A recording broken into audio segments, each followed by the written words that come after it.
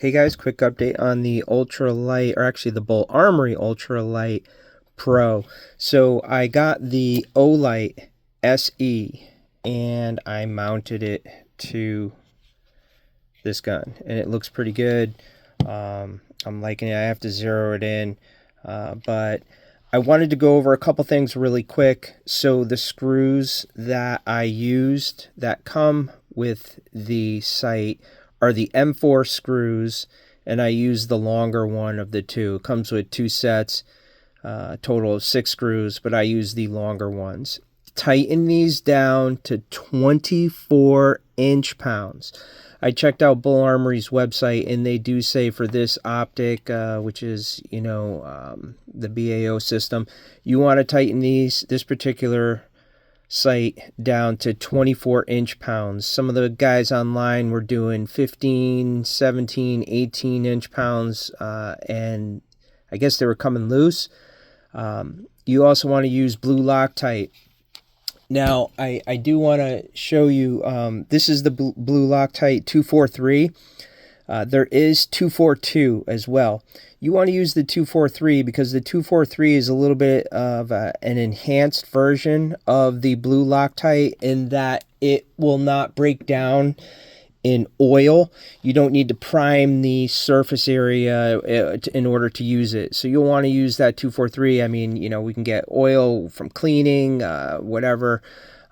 So you want blue Loctite that's going to hold that in place, and it's going to hold up.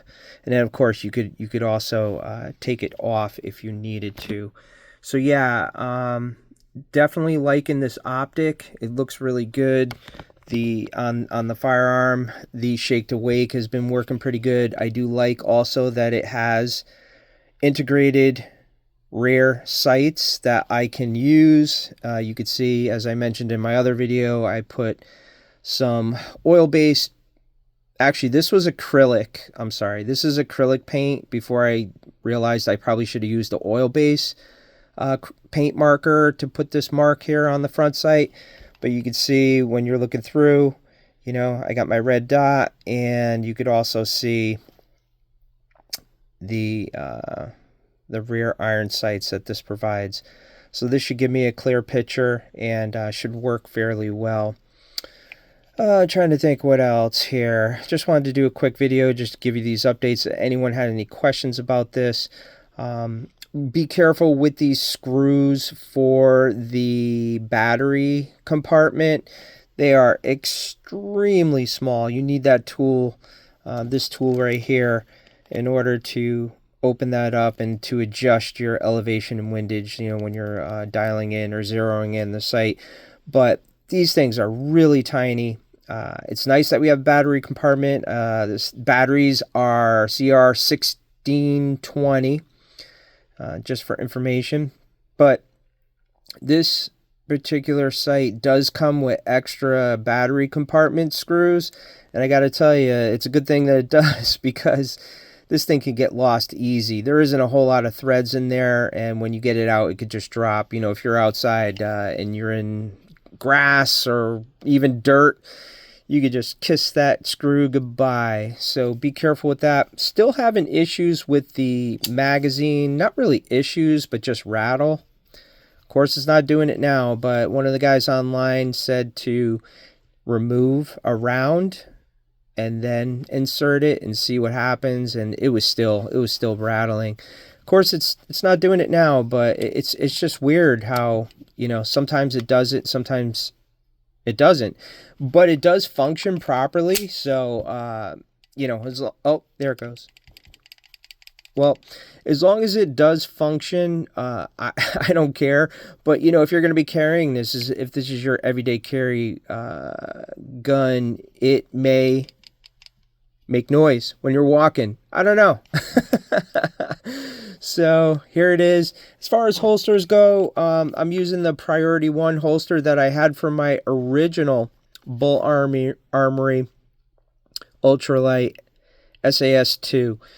And it fits perfectly on this, but as I mentioned in another video, it does rub up on the side of the slide here. And I know, this is a PVD coating, which isn't the greatest coating. It's not the worst. But from what I understand, with time, even rubbing on the Krydex, it will mar the finish. I'm wondering if you guys have any suggestions as to what I could do. I took sandpaper and I was trying to sand down this part right here, basically, and to see if I can sand it down enough so that it doesn't rub up against the slide.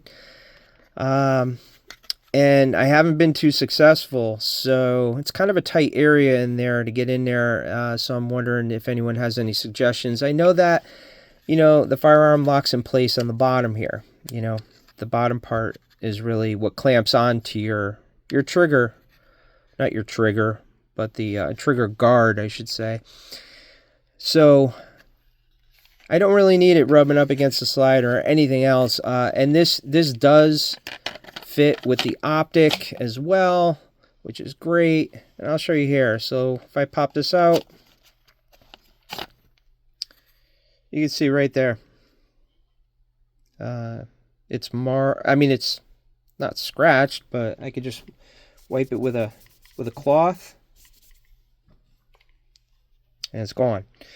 But over time, that might make a difference. Some people say to spray some silicone in there, and I'm like, yeah, I don't think so. That's just crazy. So here it is.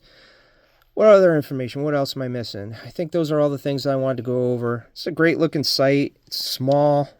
It's not taking up a lot of space, and when I carry it, it's not like sticking in my gut or anything.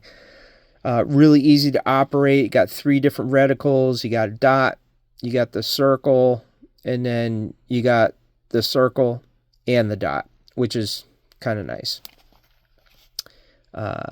What else? That's it. Good luck, guys. Oh, these screws right here on top are T10. This is a T10 torque screw. And you can see, let me just zoom in a little bit, see if you can see. I did make witness marks with both the left and right side. I used an oil-based marker for those marks, and we'll see how it goes when I go to the range, and we'll see if it loosens up or if it stays intact. And also, we'll see how easy it is or hard to zero this thing in.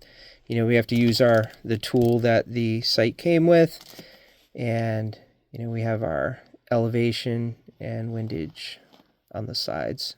Oops, let me get you in camera here. We got that and that. So we'll see how it goes. I'll give you an update, and hopefully I can get some videos of me at the range with this, and we'll see how everything holds up. Thanks, everyone. Have a great day.